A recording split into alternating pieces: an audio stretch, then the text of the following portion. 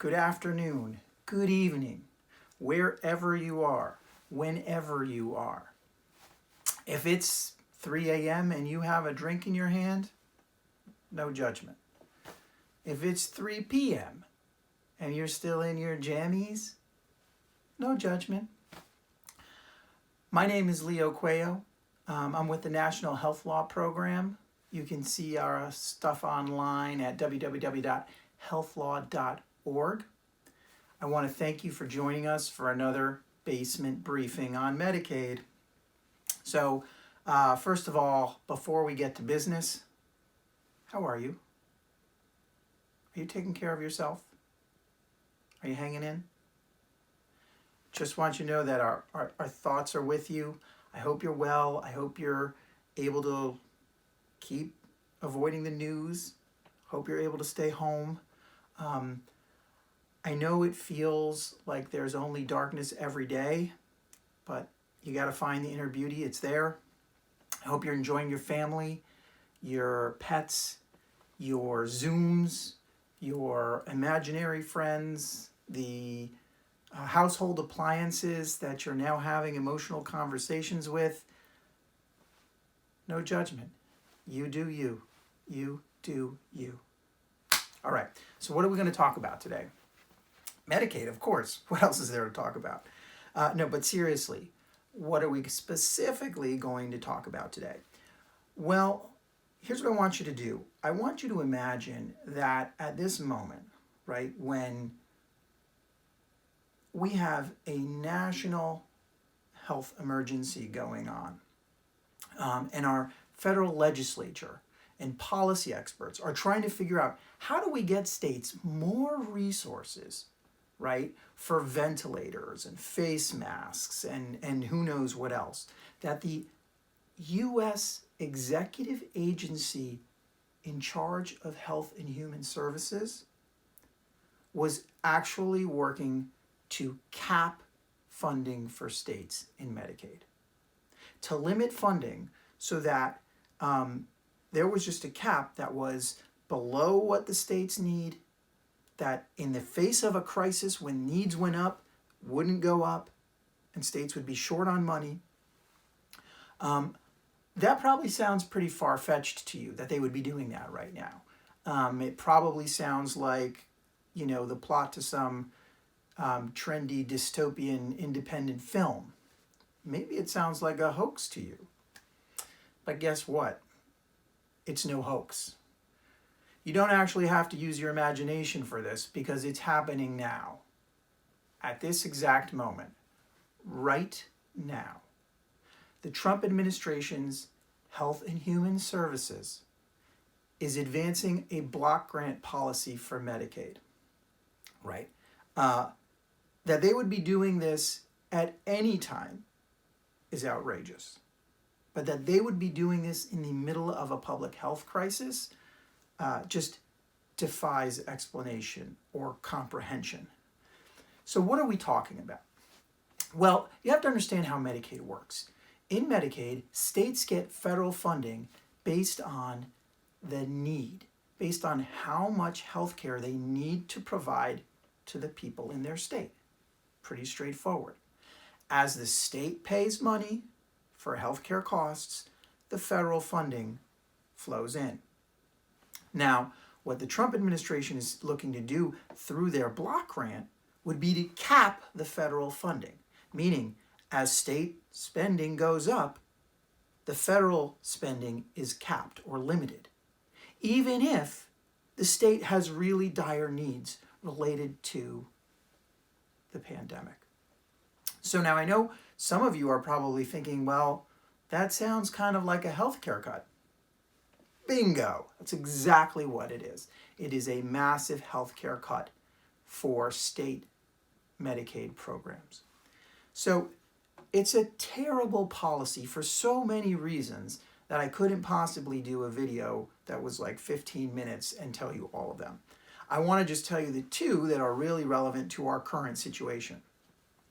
Number one, imagine if, hypothetically, you had a healthcare crisis going on, right?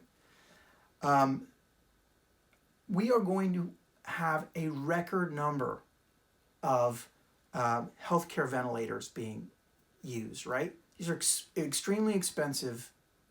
This is expensive equipment, and the costs are going to go up. And if a state's funding was capped, the sudden increase in cost would be something that the state could not afford to pay in its Medicaid program. Second reason, let's say hypothetically, there was a sudden economic downturn. What happens when there's an economic downturn is enrollment in Medicaid goes up, right? People lose their jobs, they need to apply for Medicaid, and state enrollment goes up. Just a couple of weeks ago, we set the record by 6 times, 3 million people filing for unemployment. Last week, it doubled, 6 million people filing for unemployment. When those people don't have work-related health insurance, they're going to apply for Medicaid. That's going to drive state costs up. If there is a cap on federal funding, then the states are left high and dry, and terrible, terrible consequences happen. Now, guess what? None of this is a surprise. We had been telling the administration's HHS, other policy experts, health policy experts, had been telling the administration's HHS this since their first day in office. Everybody has told them exactly these 2 scenarios would happen. If there's a public health crisis, your caps will be a disaster. If there is an economic downturn, your caps will be a disaster. And yet, look where we are. Now, I know there's probably at least somebody at home who thinks like, or who's wondering at least, hey, is this legit or is this just politics? So let me tell you some of the other people who have told the administration you should not do this under any circumstances. The American Heart Association, the American Lung Association, the American Cancer Society, the American Medical Association, the Rural Health Association, the American Hospital Association, the Children's Hospital Association, the American Academy of Pediatrics, the American College of Physicians, the American Academy of Family Physicians. I mean, I could go on and on and on, right? And these organizations, they're grandma's hands, right? They're caring. They're not in this for anything other than taking care of people, right?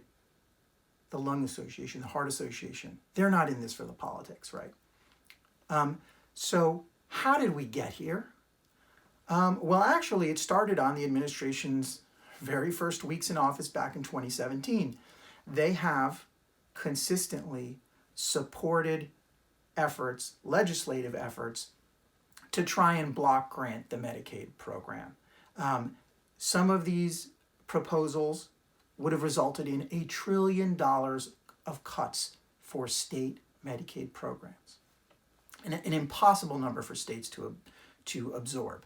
And those were in each of the president's budgets since 2017, right? So this is something that they have been trying to do from the get-go. It turns out no legislature has gone along with the administration on this. Not even when it was a GOP Congress, the GOP, the Republicans controlling both sides of the aisle, the president's own party controlling the legislature. Why did that never happen? Well, you know, when the day that lies ahead of me seems impossible to face, you all, the people, the advocates, you show up. You call your legislators, you show up in their offices and you tell them, we can't do this, don't do this, it's terrible. And that's exactly what happened. And so the administration actually failed to do this legislatively. And after failing, they then pivoted to a new tactic, which is trying to use Section 1115 authority. Section 1115 is a very specific provision in Medicaid that allows you to try and do pilot programs, right? Now, they're not actually trying to do a pilot program. They're trying to rewrite the entire way the Medicaid program is funded for states, right? Civics 101 should tell you that if they want to change the law, they need to do what they tried to do and failed to do, which is to change the law, not try and use pilot authorities that they have and try and use executive authority to try and undermine the law as it's actually written, right? This is Civics 101. I'm just a bill sitting here on Capitol Hill. That's the level that they are missing here. So, long story short, right? It is a terrible, terrible policy, counterproductive to fighting the crisis we're in right now, and they happen to be doing it in a way that exceeds their legal authority. Which leads us to Oklahoma, where Governor Stitt has sort of raised his hand to try and become the first state to do this. Yes, in the middle of a COVID-19 crisis, where the state of Oklahoma is literally about to run out of ICU beds, and they haven't even peaked in their COVID infections. The state of Oklahoma, which has the second highest uninsurance rate in the country, and the governor of the state is proactively rushing to try and reduce the state's federal funding for healthcare, right? Governor Stitt, something in my heart and in your eyes tells me that you do not have the best interest of Oklahomans in mind when you do this. At the same time, the federal government, right, has declared a national emergency, has declared a public health emergency, has told us that upwards of or more than 100,000 people are going to die from this crisis, and is out there actually pushing more states to take this deal and run themselves off a cliff, right? That is the surreal moment we are in. And just think for a second, our federal Congress, which sometimes can't tie its own shoelaces on a bipartisan basis, has been able to come together and say, we need to actually increase funding for Medicaid right now, because we recognize that this is a healthcare crisis and an economic crisis for states if we don't increase their Medicaid rates. And at that same moment, the administration is undermining that effort by trying to push states to cap federal funding.